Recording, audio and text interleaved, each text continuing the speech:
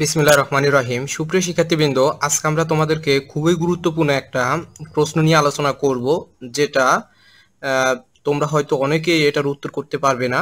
তো লক্ষ্য করো, এখানে আমার উদ্দীপকটা রয়েছে, যেখানে এক্স ইকুয়ালস টু আমার একটা বাইনারি সংখ্যা রয়েছে 1111 এবং ওয়াই ইকুয়ালস টু রয়েছে একটা অক্টাল সংখ্যা, জেড ইকুয়ালস টু একটা সংখ্যা রয়েছে যেটা ভিত্তি হচ্ছে কত, এন এন ভিত্তিক একটা সংখ্যা। এবং এ নম্বরে যে কোশ্চেনটা ছিল দেখাও যে ওয়াই ইকুয়ালস টু 5x। একটু ডিফারেন্ট টাইপের কোশ্চেন এটা। এত কদিন তোমাদের আমি যেই টাইপের কোশ্চেনগুলো আলোচনা করছি তার চেয়ে একটু ভিন্ন টাইপের কোশ্চেন। তারপরে বি নম্বর যে কোশ্চেনটা বলছে সেটা বলছে জেড ইকুয়ালস টু এক্স এর ডেসিমাল যে মানটা সেটার সমান হলে এন এর মান নির্ণয় করো। অর্থাৎ এই কথাটাকে আমরা এভাবেও বলতে পারি যে জেড এর ডেসিমাল মান এক্স এর ডেসিমাল মানের সমান হলে এন এর মান নির্ণয় করো। তো প্রথমে আমরা তোমাদেরকে এ নম্বর কোশ্চেনটার উত্তর করার চেষ্টা করব, ঠিক আছে? ধৈর্য সহকারে তোমরা ভিডিওটি দেখার চেষ্টা করো। খুবই গুরুত্বপূর্ণ প্রশ্ন, যেটা তোমাদের এক্সামগুলোতে সাধারণত এই টাইপের কোশ্চেন আসলে অনেক স্টুডেন্টরা পারে না অ্যান্সার করতে।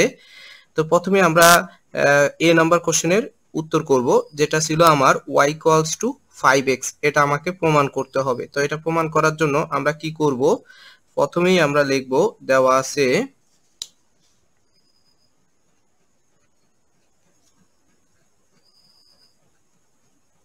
কি কি দেওয়া আছে আমার, x ইকুয়ালস টু আমার দেওয়া ছিল হচ্ছে 1111 এবং এটা হচ্ছে একটা বাইনারি সংখ্যা, এবং y ইকুয়ালস টু যে সংখ্যাটা আমার দেওয়া ছিল সেটা হচ্ছে 1138, ঠিক আছে?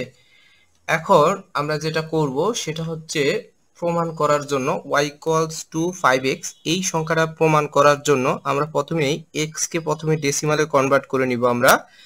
তো x কে যদি আমরা ডেসিমালে কনভার্ট করি,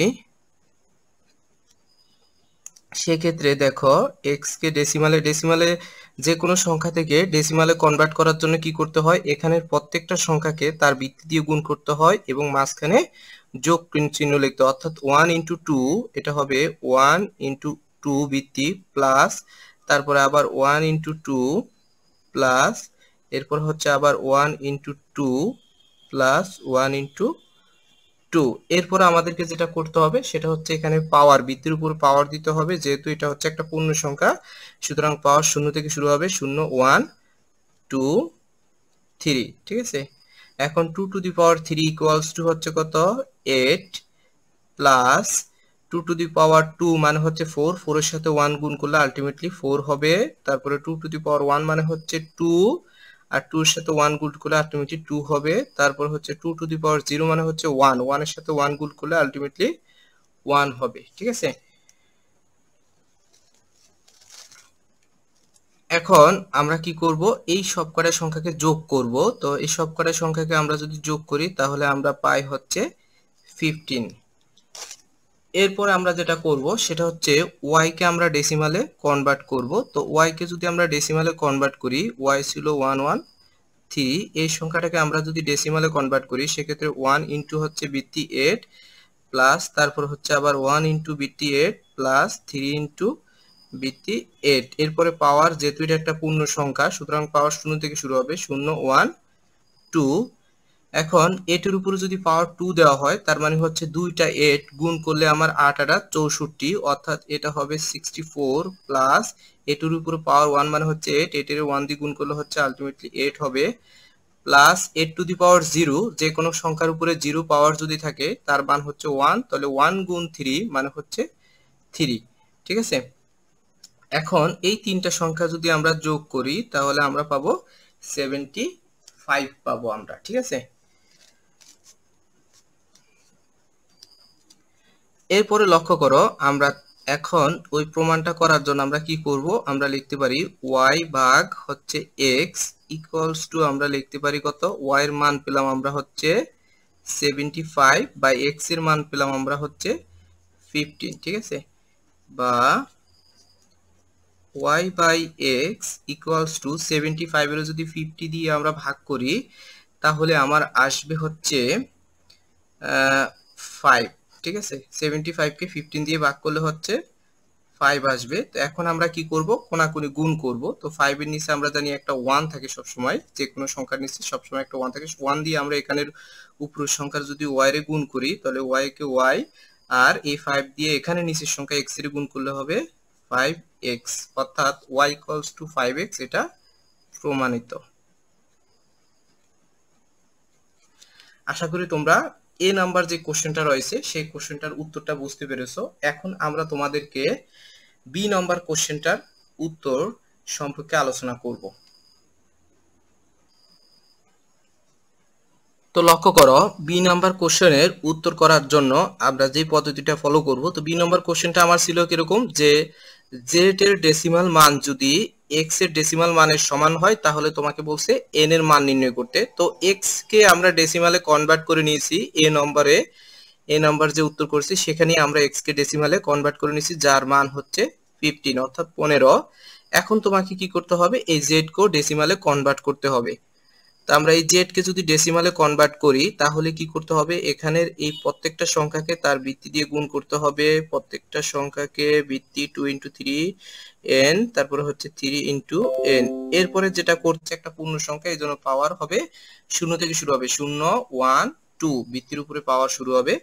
এরপর হচ্ছে 1 দিয়ে n স্কয়ার গুণ করলে আলটিমেটলি n হবে, তারপরে 1 দিয়ে n এর গুণ করলে হবে n, plus n to the power 0 মানে হচ্ছে কত, 1, 1 এর 3 দিয়ে গুণ করলে আলটিমেটলি 3 হবে। এখন এটা হচ্ছে আমার কি, ডেসিমাল মান। ঠিক আছে, তোমাকে বলছে কোশ্চেনটা ছিল যে জেড এর ডেসিমাল মান যদি আমার এক্স এর ডেসিমাল মানের সমান হয় তাহলে n এর মান নির্ণয় করো। অর্থাৎ আমরা প্রশ্ন মতে